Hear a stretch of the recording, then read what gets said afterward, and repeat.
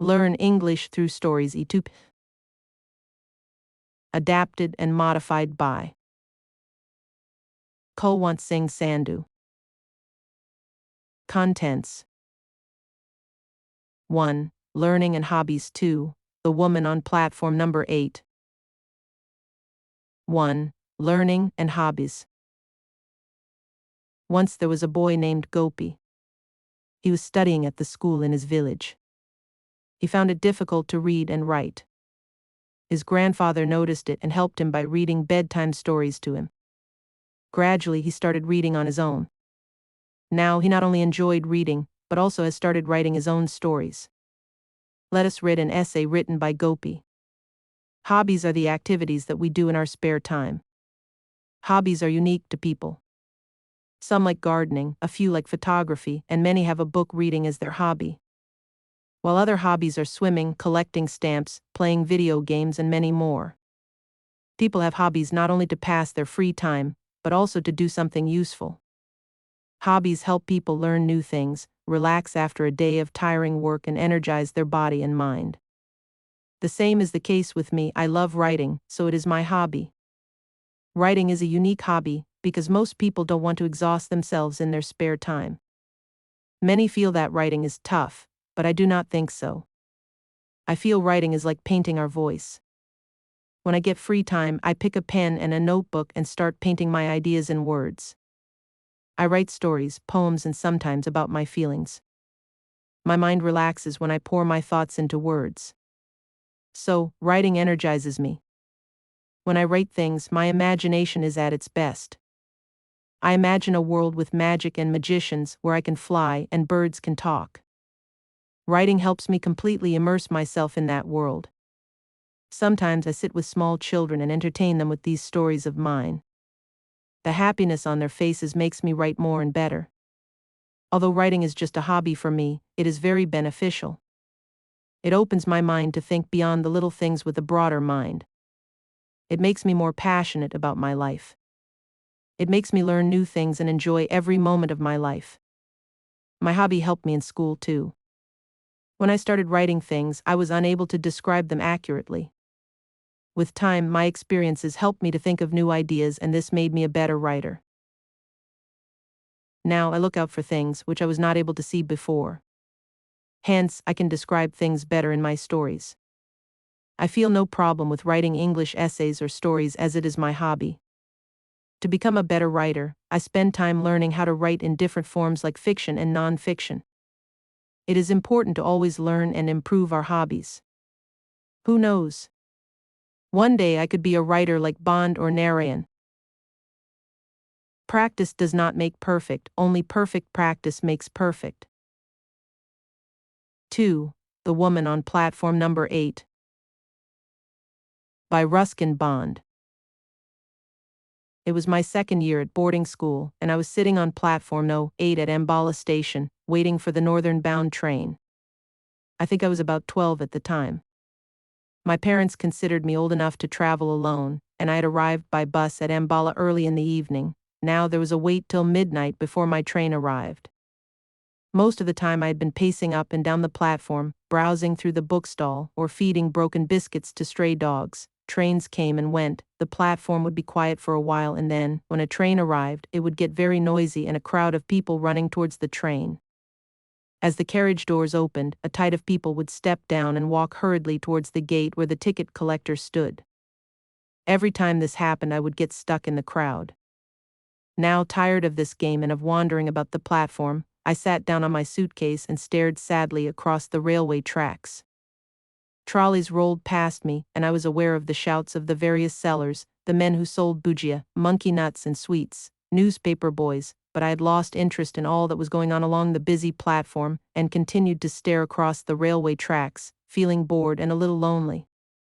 "Are you all alone?" my son asked, a soft voice close behind me. I looked up and saw a woman standing near me. She was leaning over, and I saw a pale face and dark, kind eyes. She wore no jewels and was dressed very simply in a white sari. "Yes, I'm going to school," I said, and stood up respectfully. She seemed poor, but very polite and gentle. "I've been watching you for some time," she said. "Didn't your parents come to see you off?" I don't live here, I said. I had to change trains. Anyway, I can travel alone. I am sure you can, she said, and I liked her for saying that, and I also liked her for the simplicity of her dress, and for her deep, soft voice and the peacefulness of her face. Tell me, what is your name, she asked. Aaron, I said. And how long do you have to wait for your train? About an hour, I think. It comes at 12 o'clock, then come with me and have something to eat. I was going to refuse, out of shyness and doubt, but she took me by the hand, and then I felt it would be silly to pull my hand away. She told a coolie to look after my suitcase, and then she took me away down the platform. Her hand was gentle, and she held mine neither too firmly nor too lightly. I looked up at her again. She was not young. And she was not old. She must have been over 30, but had she been 50, I think she would have looked much the same. She took me into the station dining room, ordered tea and samosas and jalebis, and at once I began to melt and take a new interest in this kind woman. The strange meeting had little effect on my hunger. I was a hungry schoolboy, and I ate as much as I could, but slowly with good manners. She was happy to see me eat. I think it was the food that strengthened the connection between us and cemented our friendship. I began to talk quite freely and told her about my school, my friends, my likes and dislikes. She questioned me quietly from time to time, but preferred listening. She made me feel relaxed, and I had soon forgotten that we were strangers. But she did not ask me about my family or where I lived, and I did not ask her where she lived. I accepted her for what she had been to me, a quiet, kind and gentle woman who gave sweets to a lonely boy on a railway platform. After about half an hour we left the dining room and began walking back along the platform. An engine was moving up and down beside platform No. 8, and as it approached, a boy leapt off the platform and ran across the rails, taking a short cut to the next platform. He was at a safe distance from the engine, but as he leapt across the rails, the woman clutched my arm. Her fingers dug into my flesh and I winced with pain. I caught her fingers and looked up at her, and I saw a wave of pain and fear and sadness pass across her face. She watched the boy as he climbed the platform, and it was not until he had disappeared in the crowd that she relaxed her hold on my arm. She smiled at me reassuringly and took my hand again, but her fingers shook against mine. He was all right, I said, feeling that it was she who needed reassurance. She smiled gratefully at me and pressed my hand. We walked together in silence until we reached the place where I had left my suitcase. One of my schoolfellows, Sadish, a boy of about my age, had turned up with his mother. "Hello, Aaron," he called. "The train's coming in late, as usual. Did you know we have a new headmaster this year?" We shook hands, and then he turned to his mother and said, "This is Aaron, mother. He is one of my friends, and the best bowler in the class. I am glad to know that," said his mother, a large imposing woman who wore spectacles. She looked at the woman who held my hand and said, "And I suppose you're Aaron's mother?" I opened my mouth to make some explanation, but before I could say anything the woman replied, "Yes, I am Aaron's mother." I was unable to speak a word.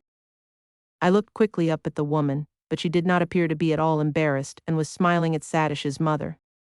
Sadish's mother said, "It's such a nuisance having to wait for the train right in the middle of the night. But one can't let the child wait here alone. Anything can happen to a boy at a big station like this. There are so many suspicious characters hanging about.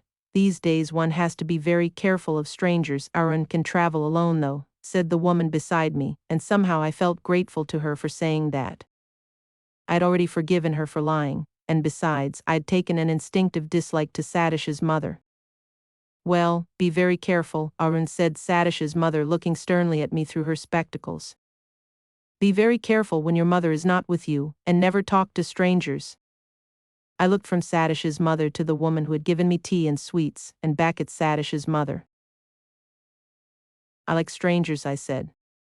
Sadish's mother was definitely shocked a little, as obviously she was not used to being contradicted by small boys. "There you are, you see, if you don't watch over them all the time, they'll walk straight into trouble. Always listen to what your mother tells you," she said, wagging a fat little finger at me. "And never talk to strangers." I glared resentfully at her and moved closer to the woman who had befriended me. Sadish was standing behind his mother, grinning at me and delighting in my clash with his mother. Apparently, he was on my side. The station bell clanged, and the people who had till now been sitting quietly on the platform began moving about. "Here it comes," shouted Satish, as the engine whistle shrieked and the front lights played over the rails. The train moved slowly into the station, the engine hissing and sending out waves of steam. As it came to a stop, Satish jumped on the footboard of a lighted compartment and shouted, "Come on, Arun, this one's empty," and I picked up my suitcase and made a dash for the open door. We placed ourselves at the open windows, and the two women stood outside on the platform, talking up to us. Satish's mother did most of the talking. "Now don't jump on and off, as you did just now," she said. "And don't stick your heads out of the windows, and don't eat any rubbish on the way." She allowed me to share the benefit of her advice, as she probably didn't think my mother was a very capable person. She handed Satish a bag of fruit, a cricket bat and a big box of chocolates, and told him to share the food with me. Then she stood back from the window to watch how my mother behaved. I was hurting by the patronizing tone of Satish's mother, who obviously thought that my family was very poor, and I did not intend to give the other woman away. I let her take my hand in hers, but I could think of nothing to say. I was conscious of Satish's mother staring at us with hard, beady eyes, and I found myself hating her with a firm, unreasoning hate. The guard walked up the platform, blowing his whistle for the train to leave. I looked straight into the eyes of the woman who held my hand, and she smiled in a gentle, understanding way. I leaned out of the window then and put my lips to her cheek and kissed her. The carriage jolted forward and she drew her hand away. "Goodbye, Mother," said Satish as the train began to move slowly out of the station. Satish and his mother waved to each other. "Goodbye," I said to the other woman. "Goodbye, Mother."